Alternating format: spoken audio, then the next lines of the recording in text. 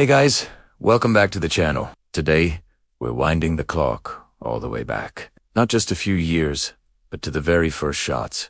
The starting gun of a conflict that would tear a nation apart. We're heading to Charleston Harbor, South Carolina. The month is April, 1861.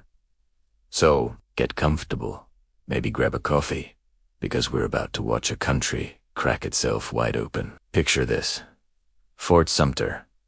It's not some sprawling fortress. It's a brick behemoth sitting on a small, man-made island right in the middle of Charleston Harbor. It kind of looks like a grumpy, five-sided wedding cake that someone left out in the rain. It was built after the War of 1812 to defend the coast, but by 1861, it's not even finished. Construction is still ongoing, and it's about to become the most famous unfinished construction project in American history. Inside this brick fort is a man in an impossible situation. Major Robert Anderson. He's a Kentucky gentleman, a career military officer, and fiercely loyal to the United States. But here's the twist. He's also a former slave owner himself, and his wife's family in Georgia are prominent slaveholders. Imagine those family dinners. The political is deeply personal for Anderson. He's a Southerner in a blue uniform, tasked with holding a federal fort in a state that has just thrown its hat in the ring for secession. And South Carolina. They were the first to leave the Union, back in December 1860. They saw themselves as a sovereign nation now, and they looked out at Fort Sumter in their main harbor and saw an occupying force. They wanted it gone. They surrounded the harbor with their own batteries and cannons, pointing them right at Anderson and his small garrison of about 85 soldiers. Back in Washington, there's a new president, Abraham Lincoln. He's been in office for just over a month, and he's facing his first major crisis. He has a few options, none of them good. He could abandon the fort, which would make the Union look weak and effectively legitimize the Confederacy. Or he could send in warships and reinforcements, but that would make him look like the aggressor, the one who started the war, that could push other wavering slave states, like Virginia and North Carolina, right into the arms of the Confederacy. Lincoln, being the shrewd politician he was, chose a third path, a clever, calculated middle ground. He decides to send only supplies. Food, medicine, the basics. No guns, no ammunition, no more soldiers. He even sends a polite, official note to the governor of South Carolina. It basically said, "Hey, just letting you know, a ship is on its way to drop off some groceries for our guys at Sun." No troops, no weapons. I pinky swear. We're just trying to keep them from starving. This move was brilliant. It put the ball squarely in the Confederacy's court. If they fired on an unarmed supply ship, they would be the ones starting the war. They would be the aggressors, firing on men just trying to deliver bread and water. The moral high ground would belong to the Union. The guy getting this message in Charleston is General Beauregard, the Confederate commander. Now, get this, for a dose of historical irony. Beauregard is this flamboyant Creole dandy, a celebrated engineer, and a West Point graduate, and who was one of his most respected instructors at West Point.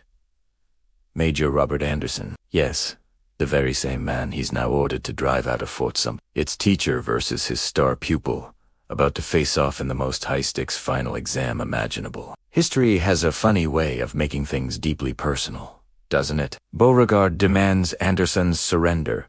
Anderson refuses, but he does mention that he'll be starved out in a few days anyway, if those supplies do not arrive. Negotiations go back and forth. The Confederate leaders are impatient.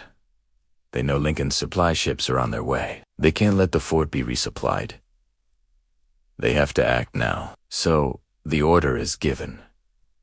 On April 12, 1861, in the pre-dawn darkness at 4:30 a.m., a single mortar shell is fired from a Confederate battery at Fort Johnson. It arcs high over the dark water of the harbor, its fuse tracing a fiery path through the sky before exploding directly over Fort Sumter. That was the signal. Moments later, all the Confederate batteries ringing the harbor, 43 guns and mortars in total, erupted in a deafening roar. The Civil War had just been given a birthday. The bombardment was relentless. For 34 straight hours, shells rained down on Fort Sumter. Some were red-hot shot, designed to set the wooden structures inside the fort on fire. Anderson and his men were massively outgunned. They had cannons, but many of them were pointing out to sea to stop a naval invasion, not at the land-based batteries that were now pounding them into rubble. They returned fire, but it was sporadic and largely ineffective. They were trying to conserve their limited supply of gunpowder cartridges. Inside the fort, it was chaos. The barracks caught fire. The men were divided between manning the few guns they could use and fighting the flames that threatened to engulf the entire structure and reach the main powder magazine. If that happened, the whole fort would go up in a single, catastrophic explosion. Smoke filled the casemates, choking the soldiers, who had to lie on the floor with wet handkerchiefs over their faces just to breathe. By the morning of April 13th, the situation was hopeless. The fort was a wreck. The main flagstaff had been shot down, and the fire was out of control. Anderson knew he couldn't hold out any longer. He had defended the fort in the honor of the U.S. flag, but now he had to save his men. He decided to surrender, and since the proper white flag of surrender had been misplaced or destroyed in the chaos, they improvised. They tied a white hospital bedsheet to a flagpole fragment and raised it over the battered walls. Incredibly, after 34 hours and an estimated 4,000 shells fired, the only casualties were a Confederate horse and a few minor injuries on both sides. 0 combat deaths. It was a miracle, honestly. The first battle of what would become the bloodiest war in American history ended without a single soldier being killed in the fighting. The only fatalities of the entire event came after the surrender. During the 100-gun salute to the U.S. flag that Anderson was permitted to fire, a premature cannon explosion killed one Union private and mortally wounded another. So, Major Anderson and his men marched out of the ruined fort. They were allowed to take their colors with them, the tattered, shot-torn American flag that had flown over the fort. Anderson sailed north, a hero to the Union, carrying that flag like a sad kid with a broken kite, a symbol of a nation now broken.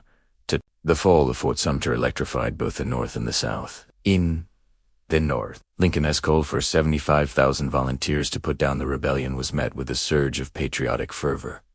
The attack on the flag was an insult that could not be ignored. In the South, it was a massive victory that inspired other slave states to join the Confederacy. The war was on, and now for the postscript.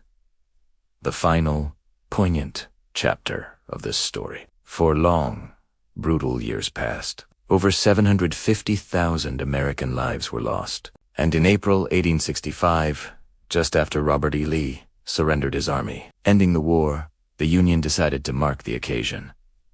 They held a ceremony back where it all started.